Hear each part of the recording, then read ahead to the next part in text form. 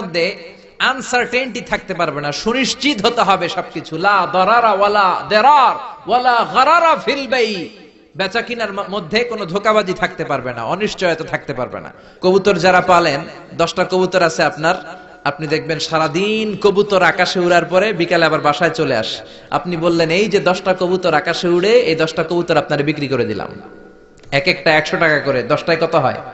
1000 টাকা বিক্রি করে দিয়েছেন। এই বিক্রি শরীয়ত সম্মত হয় না। এর কারণ প্রতিদিন কবুতরগুলো বিকেল বেলা উড়ার পরে সন্ধ্যাবেলায় ফিরে, আজকে বিকালে নাও ফিরতে পারে। আজকে 10টা কবুতর যদি অন্যদিকে চলে যায়, 1000 টাকা লিয়ে কিলাকিলি আছে না নাই? ইসলাম বলে কিলাকিলির কোনো সুযোগ নাই। কবুতরগুলো নামবে, 10টারে তুমি ধরবা, কবজ করবা, তার হাতে হ্যান্ড ওভার করবা, তারপরে বিক্রি করবা। এটারে জায়েজ করে দিবে কে? এরপরে পুকুরের মধ্যে মাছ থাকা অবস্থায় কেনা বেচা জায়েজ নাই। আন্দাজে মানুষে শখের বসে কিনে ফেলে, পুকুরের মধ্যে বুদবুদ করতেছে, ভাবতেছে হাজার হাজার মাছ কিনছে, 10 লক্ষ টাকা দিয়ে কিনে ফেলছে। কই মাছের পুকুর, উঠায় দেয় 20 কেজি কই আর 50 কেজি কাঁকড়া আর 70 কেজি ব্যাং। এজন্য ইসলাম বলে না, কবুতরটা হাতের মধ্যে কবজ করার পরে যেমনি বিক্রি করলাম, মাছগুলাও জাল দিয়ে তোলো, তারপরে গনে গনে বিক্রি করো, কবুল করে নিবে কে? গাভীর ওলানের মধ্যে দুধ রেখে বিক্রি করা জায়েজ নাই।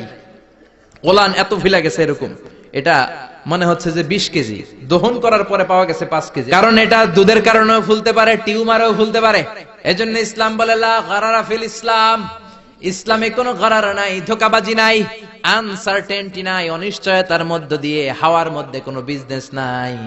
আগে জিনিসটা তোমার হাতে নাও, তারপরে বিক্রি করো, কবুল করে নিবে কে? শেয়ার বাজার নিয়ে প্রশ্ন করে, যেই প্রোডাক্টের ব্যবসা হালাল, ওই প্রোডাক্টের শেয়ারও হালাল। এরপরে বিশ্বনবী বললেন মান গাশশানা ফালাইসা মিন্না, বেচা কিনার মধ্যে যে আমার উম্মতদের মধ্যে যে অন্যকে ধোঁকা দেয়, সে আমার উম্মত হতে পারে। ধোঁকাবাজির ব্যবসা বাংলাদেশে আছে না নাই? ফলের দোকানে গেলে দেখবেন চকচকে যেই সাইডটা, ওই সাইডটা ক্রেতার দিকে রাখে, পচা জায়গাটা নিচের দিকে রাখে। বিশ্বনবী মদিনার বাজারে গমের দোকান পরিদর্শন করতে গেলেন, যে দেখলেন গমের স্তূপ, বিশ্বনবী গমের ভেতরে হাত ঢুকায়া দিলেন। উপরে দেখা যায় শুকনা গম, ভিতরে দেখা যায় ভিজা গম। বিশ্বনবী বললেন মান গাশশানা ফালাইসা মিন্না, যে আমাদেরকে ধোঁকা দেয় সে আমাদের উম্মত নয়। The person who deceives us, he is not among us. যে আমাদেরকে ধোঁকা দেয় সে আমাদের উম্মত হতে পারে। চিল্লায় বলেন উম্মত হতে পারে। এজন্য ধোঁকাবাজি করে কোনো ব্যবসা করা যাবে? জোরে বলেন। অল্পের ভেতরেও বরকত হতে পারে।